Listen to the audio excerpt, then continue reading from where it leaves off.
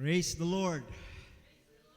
Praise God. Mapagpalang gabi sa bawat isa sa atin, mga kapatid sa Panginoon. Praise God. Minsan pa nga nating palakpakan ng Diyos. Sige, kakabsat. Hallelujah. Dayawon tayo ni Apo Diyos. Praise you, Jesus. Blessed be the name of Jesus. Blessed be the name of Jesus. Amen and amen. Praise God. At napakabuti ng ating pong Panginoon, mga kapatid. Tayo muli ay Kanyang idinako sa bahay panambahang ito upang patuloy na mag-aral sa salita ng Diyos. Amen. Praise God. Salamat sa walang sawa na pagtalima, walang sawa na pagkagutom sa salita ng Diyos na mayroon po tayo. At dapat lang, mga kapatid, na ganito ang ating tinatawag na response, mga kapatid, as far as God's Word is concerned. Amen? Praise God, hindi tayo nagsasawa, antay nga maumuma. Kabsat, itin tayo panagad-adal, iti sasao ni Apo Diyos. Taam mo tayong, dito tayong sumersirib, di ba? Dito tayo higit na nagkakaroon ng karunungan sa buhay sa pag-aaral po natin ng salita ng Diyos. Amen. Praise God. At sa walang pagtatagal, mga kapatid ko sa Panginoon, ay buksan natin ang ating pong banal na kasulatan, mga kapatid, dito po sa ikalawang aklat ng Timoteo, Kapitulo 1. So 2 Timothy chapter 1. Amen. Umpisan natin sa verse 6. Okay, 2 Timothy chapter 1 verse 6. Praise the Lord. Are you there with me? Okay, ito po ang sinasabi ng banal na kasulatan sa King James Version. Wherefore, I put thee in remembrance that thou stir up the gift of God, which is in thee by the putting on of my hands. For God hath not given us the spirit of fear, but of power, and of love, and of a sound mind. Amen. At sa Tagalog, ganito po ang sinasabi, mga kapatid. Amen. Dahil dito, pinaalalahanan kita na lalo ka pang maging masigasig sa paggamit ng kakayahang ipinagkaloob sa iyo ng Diyos na tinanggap mo ng patungan kita ng kamay. Sapagkat hindi tayo binigyan ng Diyos ng espiritu ng kaduwagan, kundi espiritu ng kapangyarihan, pag-ibig at disiplina sa sarili. Okay, pagpalang gabi, muli makakaupo kayong lahat sa gabing ito. Ang ating pong tinatawag na aralin sa gabing ito ay God's solution for the spirit of fear, mga kapatid. Amen. God's solution for the spirit of fear. Okay? Kapag solution, ito po yung tinatawag na remedy. Or ito po yung sinasabi nilang antidote, mga kapatid. Amen. So lahat, mga kapatid, amen, ang Diyos ay kaya niyang bigyan ng solusyon. Amen. Kaya sa Diyos, wala pong imposible. Walang bagay na hindi niya kayang malapatan ng karampatang lunas. Ika nga, mga kapatid, laging mayroon pong nauukol na solusyon ang ating pong Panginoon, mga kapatid. So, sa banal na kasulatan, ang ating pinaka-teksto, mga kapatid, amen, ay napakagandang bagay na maunawaan po natin ang tinatawag na espiritu ng pagkatakot. Amen.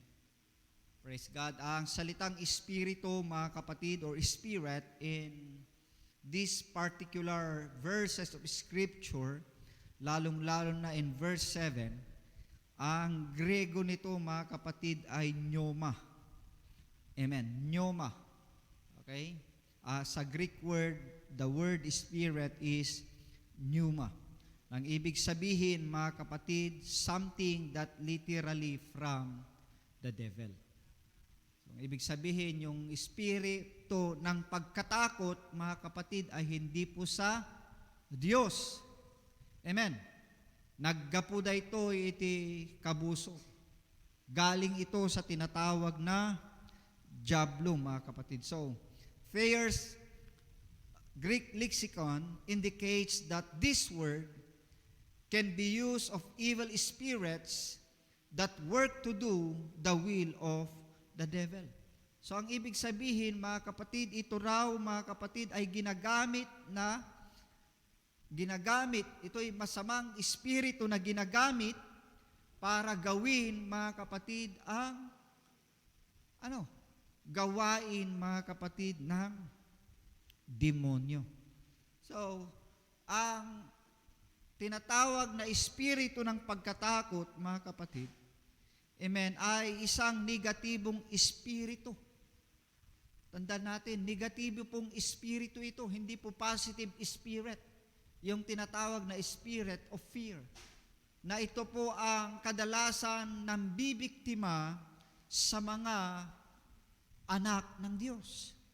Amen. It victimizes us, believer. Okay? Sino dito ang tinatawag na may takot? Okay, lahat tayo ay tinatawag na may takot. Natatakot tayo minsan. Amen. Dahil minsan, sa totoo lang, kahit nga tinatawag na nakakilala na tayo sa ating pong Panginoon, minsan ay natatakot pa rin tayong mamatay. Di ba? Yeah. Marami pa rin tayong tinatawag na kinatatakutan. So, alam natin, mga kapatid, amen, na ang masamang espiritong ito, mga kapatid, ay agaran itong tinatawag na naihayag pagkatapos na ang tao ay mahulog sa pagkakasala. Amen? In the book of Genesis, mababasa natin, mga kapatid, amen, ang tinatawag na immediate existence ng spirit of fear. Amen. Pagkatapos na magkamali, pagkatapos na magkasala si Adan at Eva, ang sabi po ng banal na kasulatan ay sila'y nagtago sa ating pong Panginoon. Amen.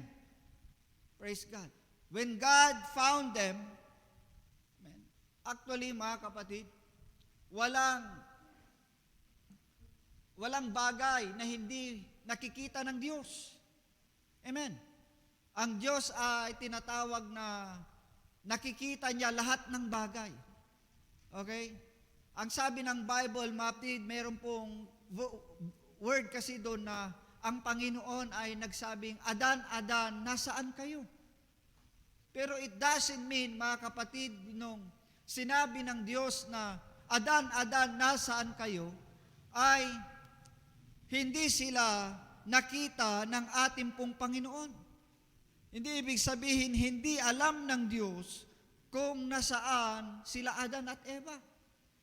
Amen. On the first place, mga kapatid, alam na ng Diyos na sila ay nagtatago. At nagtatago sila, mga kapatid, dahil ang sabi ng banal na kasulatan, sapagkat sila ay takot. Di ba? Yes. Nagtatago sila Adan at Eva pagkatapos nilang magkasala. The reason ay takot sila.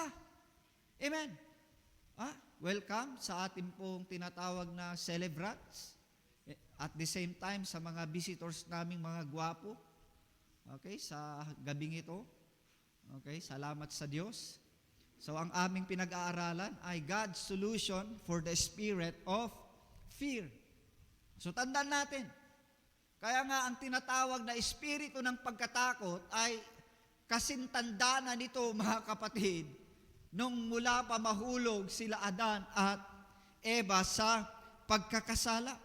So, ibig sabihin, kung mayroon mang isa sa pangunahing negative emotion ng isang tao, mga kapatid, na naramdaman nung dumating ang pagkakasala ay yung tinatawag na espiritu ng pagkatakot. Amen. bago naramdaman nila yung pagkamuhi, bago naramdaman, mga kapatid, yung jealousy, yung envy, yung anger, nauna nang tinatawag ng pahina o ng biktima sa kanila, yung tinatawag na espiritu ng pagkatakot. Amen. So, alam natin na ang espiritu o ang pagkatakot ay isang makapangyarihan. Kapag nakaramdam na tayo minsan ng takot ay bigla tayong nanghihina. Di ba? Yes. Ang lakas-lakas mo pero mamaya-maya, mga kapatid, ay tinatawag na nanghihina ka. Kaya kapag ang espiritu ng pagkatakot, mga kapatid, ay tinatawag na nag-take over or nag-control sa ating buhay, ay wala nang magandang kahihinatnan ang ating pong mga buhay. Sa totoo lang, marami pong pag-aaral, mga kapatid, amen, na maraming mga tao, iba't ibang rason bakit sila ay natatakot. Amen. Lalong-lalo na, mga kapatid, ngayon, ang isa sa mga nakikita kong nagiging takot, na parang nagbibigay ng takot sa tao ngayon, ay yung isa itong hindi gaanong tinatawag na napapansin ngayon.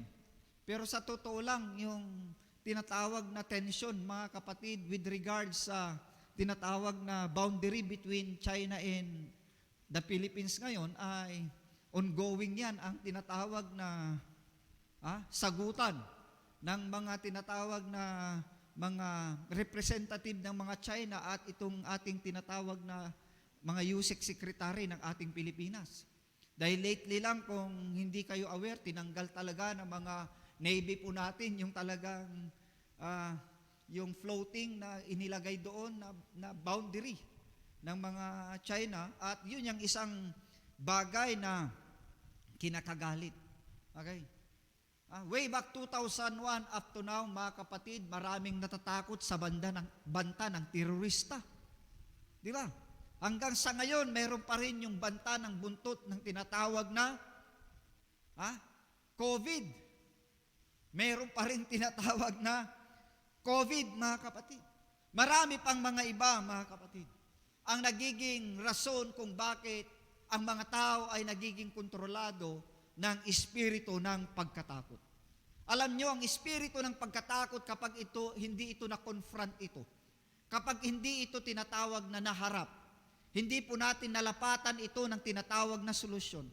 Even the most stout individual, mga kapatid, on their emotion or on their spiritual resources, kahit sabihin mo gaano ka pa tinatawag na katibay ang emosyon mo, kahit gaano ka pa, sabi na natin, napakataba yung tinatawag na spiritual na pagkatao mo. Pero kapag ikaw ay tinatawag na tinamaan na ng ganitong uri, mga kapatid, lalong-lalo na po yung mga natatamaan ng anxiety, okay, na nagkokos minsan ng depression at nagkakaroon ng tinatawag na mental disorder ang isang tao. I mean, kahit gaano siya kalusog, mamaya napansin mo, bakit ang payat-payat mo na? Bakit? Dahil stress siya sa sobrang tinatawag na kaiisip. Now, ang espiritu ng tinatawag na worry ay it is a closely related. Kapag isang tao, mga kapatid, ay meron ng takot sa kanya, sumusunod na po yung tinatawag na pangamba. Di ba? Naguguluhan na. Di ba?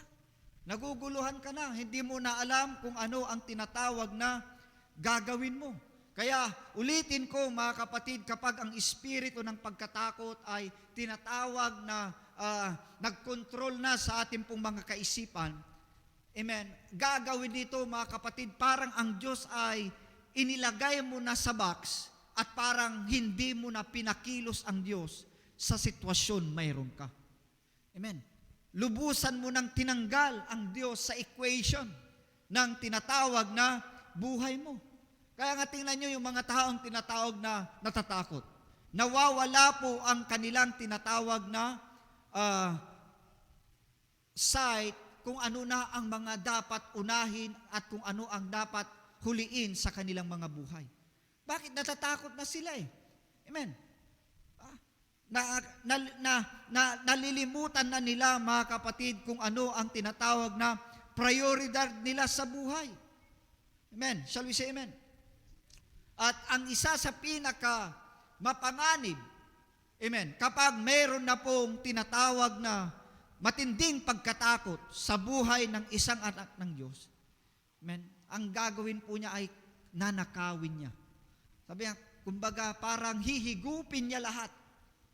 At sa panghigop niya, mga kapatid, siyempre, sabi, it saps the joy, mga kapatid, of your relationship with God. Amen. Yung dati, very enthusiastic ka, ang saya-saya ka, ang sigla-sigla mo. Amen. Dahil tinatawag na ikaw na ay, napangunahan na ng espiritu ng pagkatakot, ay nawawala na ang bagay na ito. Sabi pa nga, ay, ang pagkatakot ay kanyang pinalalago ang pakiramdam na parang wala na ka ng pag-asa. Okay? Kanyang binibigyan ng buhay. Okay? Na parang wala na ang pag-asa. Okay? Now, ang dami pong mga quotation na lumalabas with regards fear. At ang isa sa mga tinatawag na familiar na quotation ay ito yung sinabi ni Michael Pritchard. Okay? Si Michael Pritchard, ang sabi niya, fear is the little dark room where negatives are developed. Ano daw, mga kapatid, ang pagkatakot ay kagaya ito, ang pagkatakot ay isang maliit na kwarto. Isang maliit na madilim na kwarto ng lahat ng negatibo ay dito po nade-develop. Di ba? Yung mga panahon natin ngayon, hindi na naabutan yung mga kabataan natin na, di ba na? Katulad nila Laika, hindi na yata nila naabutan yung tinatawag na mga camera na may film. Di ba?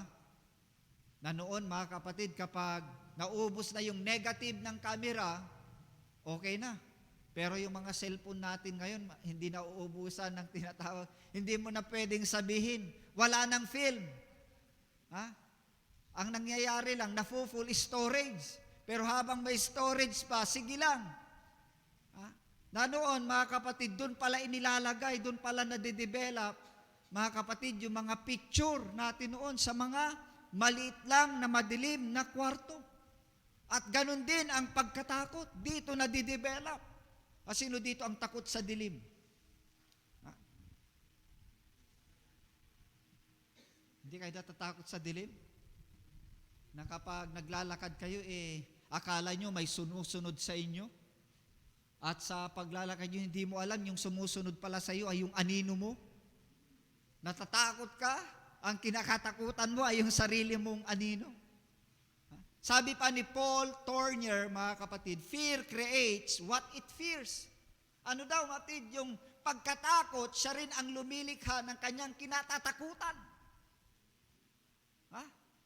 So, now, mga kapatid, according to the scripture, the word fear occurs in the Bible 400 times. Mga kapatid, and 385 verses.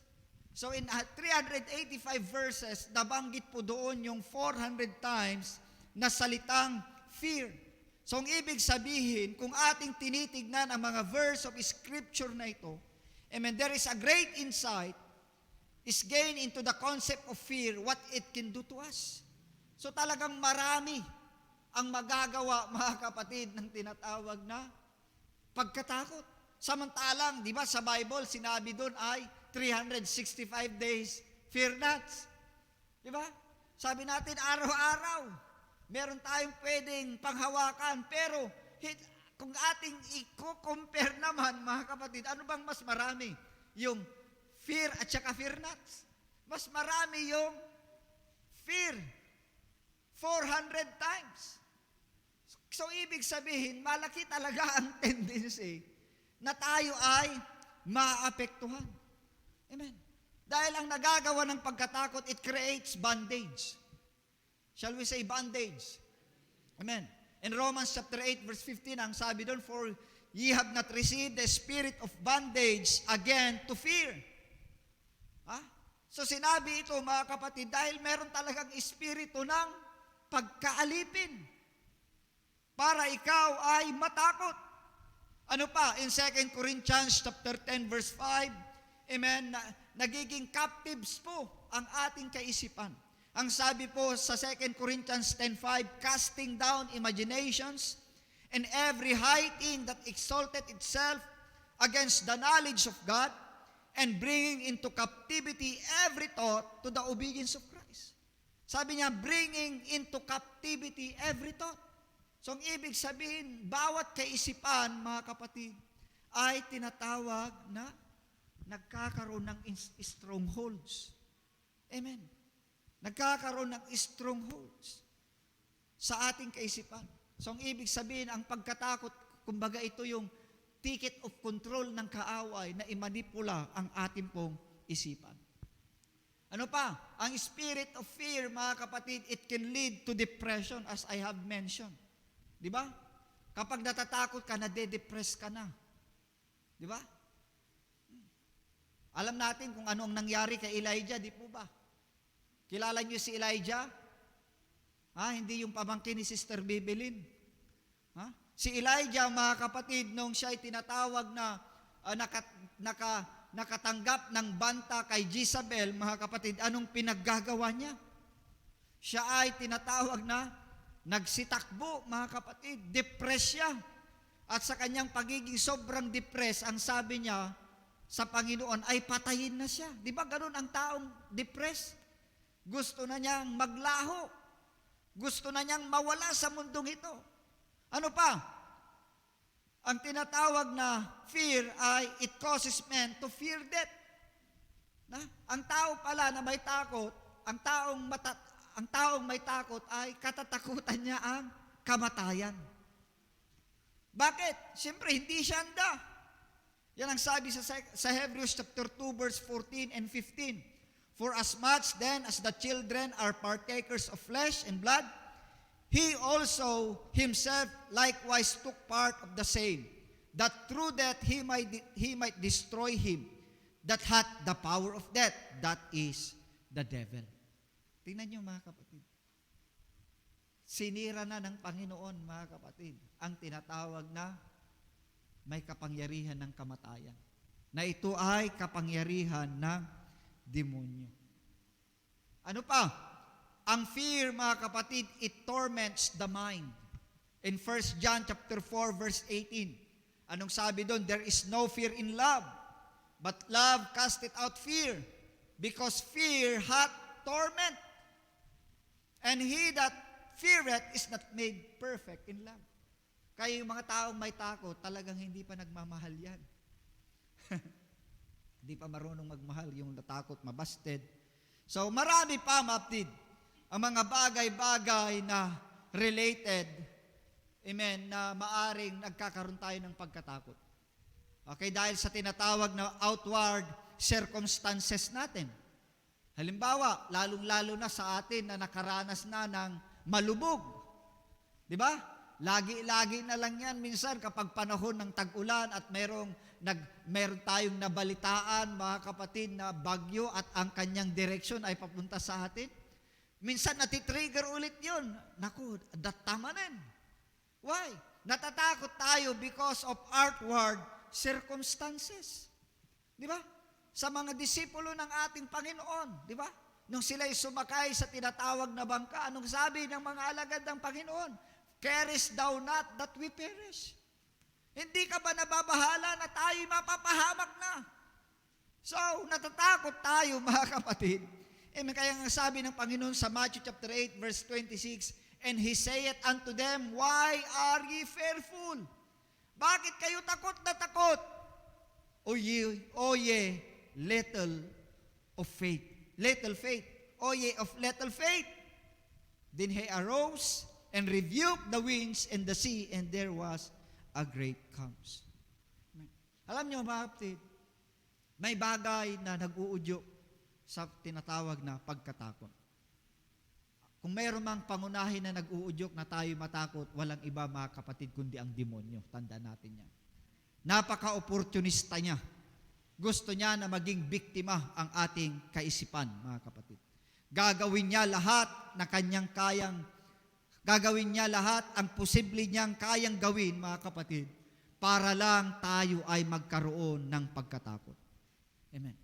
Ilang beses, maraming pagkakataon na sinasabi ng banal na kasulatan, maraming pagkakataon na papakinggan din natin po ito. Tinuturuan tayo. Amen. That our enemy, mga kapatid, is like a roaring lion, seeking whom he may devour, mga kapatid. Amen. Praise God. Pero tandaan po natin, mga kapatid, amen, para ma-overcome natin ang mga pagkatakot sa ating mga sitwasyon. Ang sinasabi ng 1 Peter chapter 5, verse 5 to 10. Kung babasahin natin, mga kapatid, ang mga bersikulong yan na isa-isahin. Amen. Para tayo ay tinatawag na magtagumpay sa espiritu ng pagkatakot. Amen. It has to do with our ability to humble ourselves before God and man. Yung ibaba natin ang ating sarili sa harapan ng Diyos at sa harapan ng tao. Amen. Ulitin ko, mapit, kung mayroon mang pinaka-primarily na tayo natatakot, dahil ito po ang gawain ng kaaway. But in regards, or aside from that rather, marami ding mga motivation that it can lead us to fear. Amen. Ang una na dahilan minsan, maptid, ang katotohanan, natatakot tayo dahil we already lose our sight to God. Nawala ng ating pong focus sa ating pong Panginoon. Amen. We lose already our ability to have faith in God. Nawala na yon. Okay? Nawala na yung abilidad natin na tinatawag na maniwala sa Diyos. Kaya, yung ating kaisipan, mga kapatid, ay pinanghihimasukan na ito ng kaaway. Amen. Na hindi na tayo nagkakaroon ng sapat na pagtitiwala sa Diyos, na ang Diyos ay kaya niyang i-provide ang lahat-lahat, mga kapatid, na ating kakailanganin kung magtitiwala lang tayo sa Kanya. Amen. At minsan, kung takot na tayo, ika nga, mga kapatid, ang atin na pong pakiramdam ay parang iniwanan na tayo ng Diyos. Parang pinabayaan na tayo ng ating pong Panginoon, mga kapatid. Amen. Sabi nga, perhaps most of all, fear will cause men to forget the love of God. Nakakalimutan natin ang tinatawag na pag-ibig ng Diyos. Lahat tayo, iba't ibang circumstansya ang ating pinagdadaanan. And these things can motivate fear sa ating buhay because of our circumstances. Ilan lang, mga kapatid, ang nagiging dahilan na namomotivate ang fear sa ating buhay. Amen. Maaring we lost a loved one. Amen. Maaring we lost a job. Nawala natin ang isa sa pinakamamahal natin sa buhay. Kaya tayo natatakot. Maaring nawala ang tinatawag na trabaho natin. Natatakot tayo dahil minsan mayroon pong financial scarcity. Kulang ng pinansyal na pangangailangan. Minsan natatakot tayo, mga kapatid, dahil sa tinatawag na sitwasyon ng mag-asawa because of marital difficulties, ika nga. Minsan natatakot tayo dahil may mga problema tayo sa ating pong mga anak. Marami pang iba, mga kapatid, na sirkumstansya, amen, na dumarating sa ating buhay na ating pinagdadaanan. Na minsan, dahil sa ating pagkatakot, parang itinuturo natin ang Diyos. Amen. Na alam naman niya na mangyari lahat ng bagay na ito. Amen. Bakit hindi man lang siya nag-intervene? Di ba? Ganon yung isip minsan ng tao. Na kung alam na sana ng Diyos na it will take into effect sa aking buhay ang bagay na ito na aking kinatatakutan, sana ay tinatawag na kumilos na ang Diyos. Kaya ang nangyayari minsan, yung takot na ay inaapak-apakan na lang yung ating pong pananampalataya, mga kapatid. Nawala na yung ating tinatawag na pananampalataya. Pero sa totoo lang, sabi nga, when we can understand that trouble will come to our lives, it does not mean that God has left. Tandaan natin, mga kapatid, hindi sinabi ng Diyos na walang hindi ka nais na sirkumstansya na darating sa ating buhay. Amen. God never promised, mga kapatid, na hindi tayo minsan magkakaroon ng kakulungang financial. Hindi pinangako yan ng Diyos. Hindi pinangako yan ng Diyos na hindi mamamatay ang ating mga mahal sa buhay. Hindi pinangako yan ng Diyos na hindi tayo magkakaroon ng problemang mabibigat. Hindi pangako yan ng Diyos. Hindi pangako ng Diyos na tayo hindi magkakasakit. Means to say, mga kapatid, na lahat ng yan ay mga sirkumstansya na naggumugulo sa atin. Di ba? Pero ang pangako ng ating pong Panginoon, amen, hindi tayo iiwanan. Amen. Yan yung pangako ng Diyos. Amen. Anong silbi? Wala kang problema kung wala kang Diyos. Di ba? Anong silbi, mga kapatid? Ang panahon ay tinatawag na napakatahimik, napakalmado ang dagat, pero wala kang kasamang Diyos. Anong silbi? Sabi nga, mas maganda pa kahit gaano kalakas ang unos, kahit gaano pa kalakas ang bagyo, ang mahalaga kasama mo ang Diyos. Dahil kapag kasama mo ang Diyos, kahit anong kaguluhan meron ka sa buhay, hello, meron ka pa rin kapayapaan. Bakit? Alam mo, hindi ka iniwanan, hindi ka pinabayaan ng ating pong Panginoon.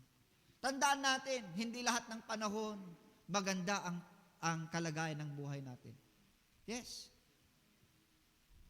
Kaya nga minsan, ngayon, may pera, minsan wala. Circumstances change. Di ba? Ngayon, malusog ka. Pero hindi mo pwedeng masabi bukas, malusog ka pa rin. Circumstances may change. Your health may change. But God never changes. Pero ang Panginoon, hindi siya nagbabago. He is the same yesterday, today, and forever, mga kapatid. Yes. Ang mga pagsusubok natin, mga kapatid, ang mga circumstansya natin, pabago-bago yan. But God will always be present, mga kapatid, to lead us through them. Ito ang magandang bagay. I-guide tayo. Hahawakan tayo ng Panginoon. Sasamahan tayo ng ating pong Panginoon. Isaiah 58 verse 11, it says, "And the Lord shall guide thee continually." What a promise, mga kapatid. Ang sabi doon, "And the Lord shall guide thee continually, and satisfy thy soul in drought." Ano daw? Satisfy. Amen. Alam niyo yung satisfy? Amen. Yung talagang punong-puno ka, yung gustong-gusto mo, mga kapatid, ay agsob-sobra. And satisfy thy soul during the time of drought. Di ba? Kapag panahon ng tagtuyot, di ba? Marami pong nauhaw. Sabi niya, "And make fat thy bones, and thou shalt be like a watered garden, and like a spring of water, whose waters fail not." Ganun ang magiging kalagayan po natin. So, sometimes, fear motivated because of the action of others, other person that surround us. Nabanggit natin kanina, mga kapatid, kay Elijah. Na-depress siya dahil sa taong tinatawag na nagbanta sa kanyang buhay. Si Jezabel, mga kapatid, siya po'y may espiritu na mag-control. He has the spirit of controlling spirit. That is the spirit of Jezabel, mga kapatid. Kaya niyang i-control lahat ng tao. Kaya nga, kung ating pong araling mabuti, maging si Elijah nga, na-control ang kanyang buhay. Dahil sa espiritu meron, mga kapatid, si Jezabel. Dahil kung hindi siya na-control, matid hindi siya tinatawag na tumakbo dahil sabi niya, kinaya ko nga yung 450 prophets of Baal, napatay ko. Babae lang ito, pero hindi. Di ba? Babae lang. Kaya sabi nga nila, babae lang, pero yung lalaki, napatakbo niya sa sobrang takot. So the form of fear on Elijah, sabi niya, caused him to lose his peace. Nawala yung kanyang kapayapaan. Nawala ang kanyang confidence sa Diyos. Nawala ang kanyang tapang. Nawala ang kanyang endurance. Nawala niya ang security na kanyang nasumpungan sa Diyos. Yan ang nagagawa ng pagkatakot. Kaya dahil sa kanyang sobrang takot, saan siya napunta? Napadpad siya, mga kapatid, nandun siya sa ilalim ng juniper tree, mga kapatid. Hindi po si Pastor Inso. Amen. Praise God. Ano pa? Sometimes fear are motivated by our imaginations. Yung ating imagination kasi minsan kung saan-saan nagpupunta. Di ba? Minsan nga may mga panaginip tayo. Kaya minsan may mga panaginip tayo, mga kapatid, na nakakatakot dahil minsan nag-iisip din tayo ng nakakatakot, mga kapatid. Amen. May mga bagay na hindi naman tayo ipapadpad, hindi naman pahihintulutan ng Diyos na mangyari sa atin ang bagay na yun. Pero minsan, sa sobrang kaiisip natin, yun na minsan ang nagiging dahilan na natatakot na rin tayo, mga kapatid. So the imagination is a powerful gift. Amen. That we have been granted from God. However, when our imagination mixes with ignorance of God's ultimate plan, we always end up giving into our fear. Totoo, mga kapatid. Kung nawala, mga kapatid, kung ang ating isipan, mga kapatid, kung ano-ano na lang ang tinatakbo, kung ano-ano na lang iniisip, minsan, mga kapatid, nagiging ignorante na tayo talaga sa mga layunin ng Diyos sa ating buhay. Amen. Kaya, imbes na magtatagumpay ka, hindi, takot na takot ka. So, ano ba, mga kapatid, ang mga God's solution for the spirit of fear? Amen.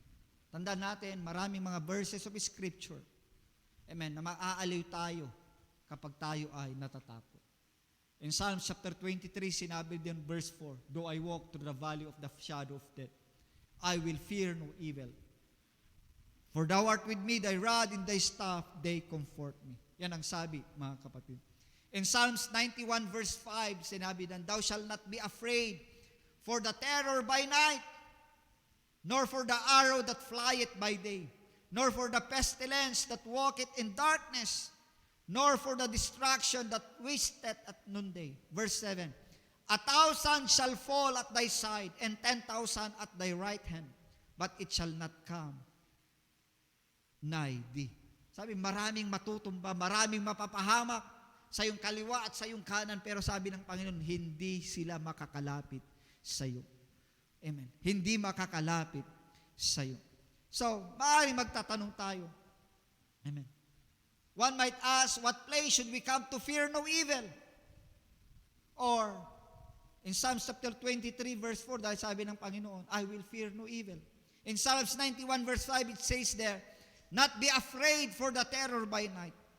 The answer, Martin, is found in opening verses of Psalms 91. In 91, verse 1 to 4, amen, kung atin pong i-meditate, amen, eto, it is a matter of where we choose to dwell.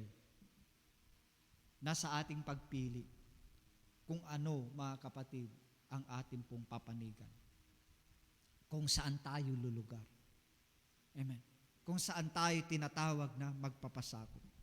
Ay sabi nga ng Psalm, he that dwelleth in the secret place of the Most High shall abide under the shadow of the Almighty. Amen. Kaya nga it's a matter of choice. Natatakot ka, may kinatatakutan ka. Dwell on the shadow of the Almighty. Amen. Huwag ka kung saan-saan. Huwag mong takbuhan. Ang sabi po, he that dwelleth in the secret place of the Most High shall abide under the shadow of the Almighty. I will say of the Lord, He is my refuge and my fortress. My God, in Him will I trust. Surely He shall deliver thee from the snare of the fowler and from the noisome pestilence. He shall cover thee with His feathers, and under His wings shalt thou trust. His truth shall be thy shield and a buckler. Kaya nga, natatakot ka? Saan tayo lulugar? Ano ang sinasabi doon? I will fear no evil and shall not be afraid by the terror by night.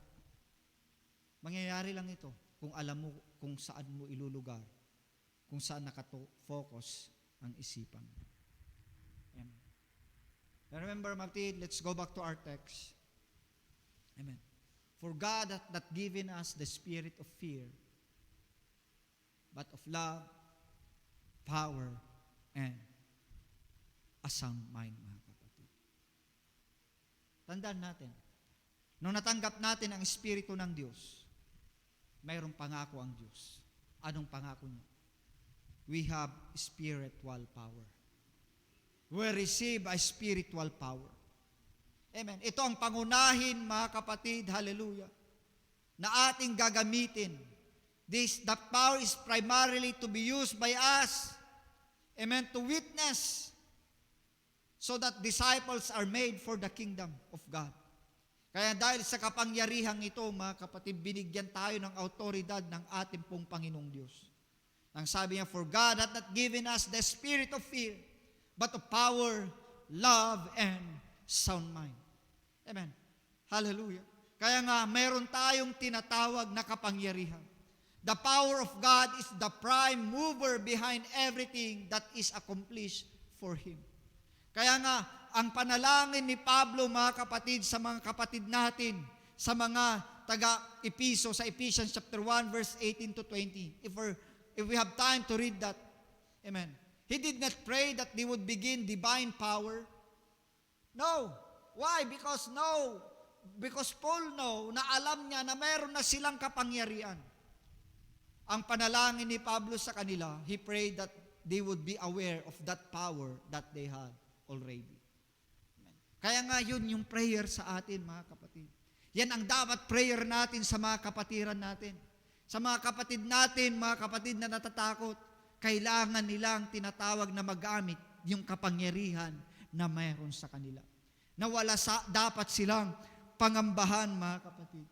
Dahil ang pagkatakot minsan, mga kapatid, amen, hallelujah, ito ang nagiging rason kapag nag-control, nag-take over ang takot sa ating isipan, nakakalimutan natin kung ano ang posisyon natin sa kaharian ng Diyos.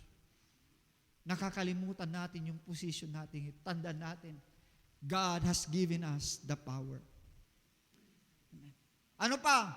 Sinabi diyan, Matid, yung tinatawag na the love of God. The love of God is a selfless and sacrificing love. Amen. That moves us into a place, mga kapatid, hallelujah, where the love of God cannot go. Amen. Dahil sa pag-ibig ng Diyos, tanda natin, God's love is sacrificing. Dahil dito, mga kapatid, makakayanan natin pumunta sa mga lugar hindi tayo makapunta. Why? Because the love of God. It is a constant force, mga kapatid, na hindi po ito nag-fluctuate. Amen. Na kahit anong circumstansya, ito ang humihila sa bawat isa sa atin. At yung isa doon, sinabi doon yung tinatawag na sound mind. Amen. Shall we say sound mind? O sa Tagalog, mga kapatid, it is yung nabanggit kanina doon ay yung disciplined mind. Disiplinadong kaisipan. Ang disiplinadong kaisipan, mga kapatid, ay laban ito sa tinatawag na pagkatakot. Bakit? Dahil kapag disiplinado ang isip mo, nagkakaroon ka ng self-control. Amen. Kaya mong i-control ang sarili mo kahit anong circumstansya na mayroon ka. Amen. It allows a man to experience success. Amen. Without becoming arrogant or proud. Amen. O kahit pa siya magkamali. Amen. Hindi rin ito magbibigay sa kanya ng hopelessness or bitterness na lagi na lang akong failure. No. Dahil kapag ang takong may disiplina ang kanyang isip, kahit nagkamali siya, amen, tatayo pa rin siya. Amen, tatayo pa rin siya. A righteous man may fall 7 times, sabi nga, but it will rise again. Amen. So mga kapatid, let's walk mga kapatid. Amen. Ito yung God's solution for the spirit of fear. Amen. We have the power. Amen. Yung love of God na sa atin at yung sound mind, yung disiplinang kaisipan. Let's walk with authority mga kapatid. Amen. Walang silbi matid yung power kung walang authority. Amen. Binigyan tayo ng Diyos ng autoridad. Sabi nga, God had given us the spirit of fear. Kundi meron tayong authority.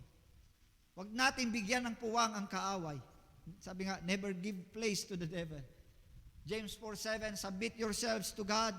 Therefore to God, resist the devil, and he will flee from you. Kailangan natin labanan, mga kapatid, ang espiritu ng pagkatakot. Dahil kung hindi natin tinatawag na i-challenge ang espiritu ng pagkatakot, mga kapatid, ulitin ko, sisirain niya ang ating pong mga buhay. Maraming tinatawag na tatakot sa banal na kasulatan. Nung panahon ni David, natakot yung mga sundalo ni King Saul. Amen. Nung panahon ni Gideon, maraming natatakot na sundalo, pero Gideon confronted fear. At dahil sa kanyang pag-confront, amen, hindi po nabigyang puwang ang tinatawag na kaaway. Praise God. Tandaan natin, tayo mga anak ng Diyos. Amen. Huwag tayong mag-focus sa pagkatakot. Dahil kapag takot tayo, nakapokus na lang tayo sa ating pong sarili. Remember, love casteth out fear. Amen. Praise God. Praise God. And lastly, mga kapatid, in 2 Timothy 1:6, ang sabi rin, wherefore I put thee in remembrance, that thou stir up the gift of God, which is in thee, by putting on of my hands. God's solution for fear. Spirit of fear. Lastly, stir up the gift. Amen. Ano daw kailangan natin igisingin? Amen. What makes the coffee sweet? It's not the sugar. It's the stirring. Kahit lagay ka ng asukal sa kape, kung hindi mo kiwaran, hanggang sumamit. Right? Yeah. We should stir the gift of God. We need to awake it. Nandyan na sa iyo yan. Natutulog lang, kapatid, sa Panginoon.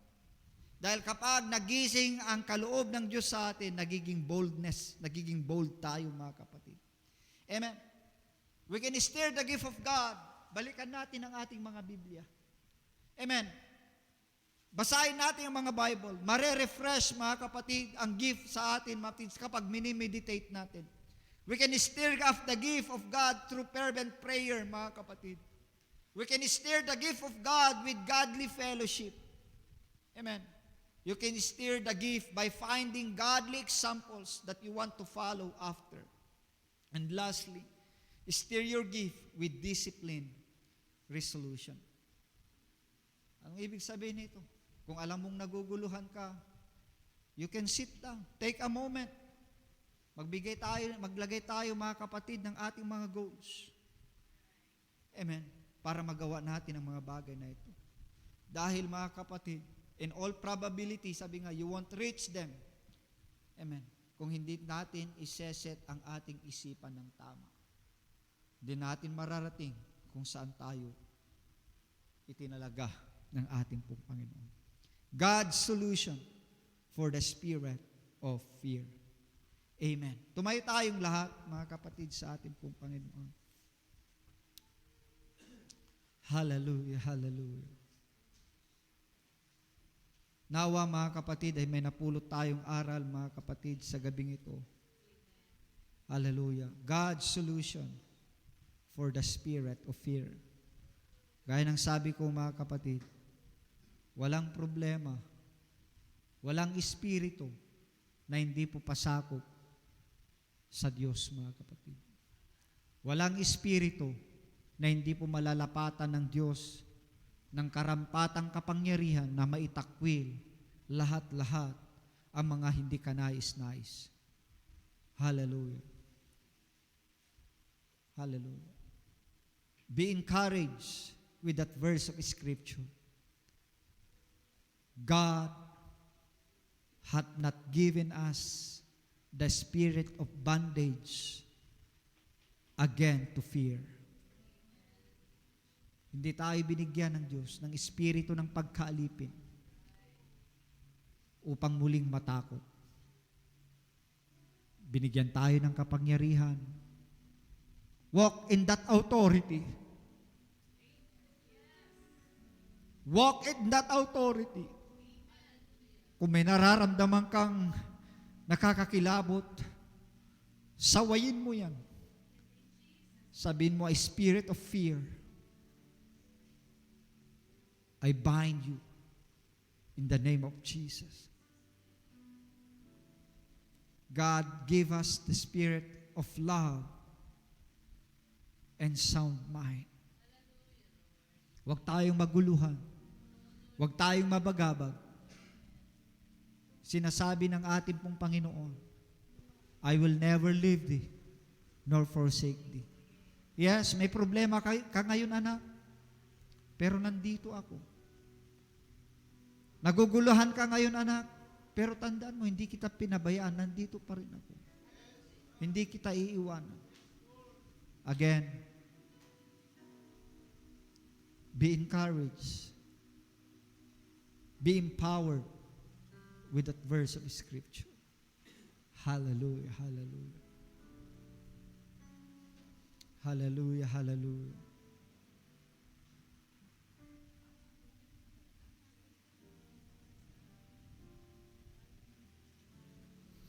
Praise God. Mahal ka ng Diyos. Awitin natin ito bago tayo manalangin.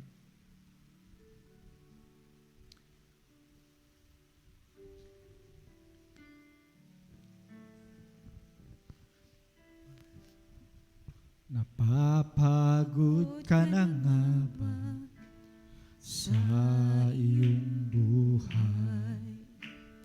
May mga sandaling isip mo'y gulong-gulo, kaibigan, nais kong iyong malaman. Merong Diyos na pwede mong malapitan. Ano mang kalagayan ang iyong sinusuong, huwag kang matakot, lumapit kay Jesus. Lahat halos ng paraan, lahat halos ng paraan ay ginawa mo upang kalungkutan ay maibsan. Hanggang ngayon, hindi ka maligaya, kahit pa ang lahat ng nais mo'y nakamtan. Ang hinahanap mong tunay na kapayapaan kay Jesus, kay Jesus makakamtan. Mahal ka ng Diyos. Mahal ka ng Diyos at siya'y naghihintay. Kumakatok siya sa pintuan ng iyong puso. Huwag mong sayangin ang oras at pagkakataon. Nais ni Jesus ika'y maligtas. Mahal ka ng Diyos. Mahal ka ng Diyos at siya'y naghihintay. Kumakatok siya sa pintuan ng iyong puso. Huwag mong sayangin ang oras at pagkakataon. Nais di Jesus, ika'y maligtas. Mahal ka ng Diyos. Hallelujah. Palakpakan natin ang ating Panginoon. Sambahin natin siya. Dakilain natin ang ating Panginoon. Hallelujah, hallelujah. Tayo manalangin sa gabing ito. Amang banal, makapangyarihang Diyos, Panginoong Hesus ang iyong natatanging pangalan. Panginoon, Ikaw ang nakakabatid sa aming pong mga kalagayan sa buhay. Ang aming pong kahinaan, ang aming karupukan. Ngunit salamat sa kapangyarihan mo. Salamat sa Espiritu mo, Panginoon, na patuloy, hallelujah, na nagte-take over, take control sa bawat isa po sa amin. Yes, Lord, hindi namin maikakaila na minsan nangangamba rin kami. May mga pinapangambahan din kami, may mga kinatatakutan din kami sa buhay na ito. Ngunit, O Diyos, salamat sa solusyong ipinagkatiwala mo sa amin. Hallelujah, ang mga pangako ng iyong mga salita. O Diyos, ang kapangyarihan mo that you bestowed on us, na minsan natutulog, Panginoon, kaya salamat, O Diyos, at ginigising mo kami. Lord, sa mga panahon na may pangamba kami, Panginoon, hallelujah, once again, O God, hallelujah, muli mong sagin ang aming kaisipan at gisingin upang balikan namin ang mga salita mo. Balikan namin yung mga panahon na nagkaroon kami ng katagumpayan sa pamamagitan ng panalangin. Opo, Diyos, tulungan mo kami, Panginoon, na hindi masayang ang kaautoridad na mayroon sa amin. Lord, O God, help us to walk in that kind of authority na anuman ang banta, Panginoon, ng kaaway, anuman ang pagkilos ng kaaway to intimidate us, hallelujah, para itanim sa amin ang pagkatakot kung ano ang mangyayari bukas makalawa. O Diyos, I plead your precious blood for this precious soul, O God, that you have bought. O God, hallelujah. I plead your precious blood to every heart, to every mind. Hallelujah, sa local church na ito. Maging, O God, hallelujah, sa mga hindi man nakasama sa gabing ito at sa mga panahon na mapapakinggan ng bawat isa ang pagtuturo ng mga salitang ito. Hallelujah, ay ma-encourage sila, karoon sila ng pag-asa sa kanilang mga buhay. Thank you so much, Jesus. We glorify your name. We bless your name. This all we pray in Jesus' name. Amen and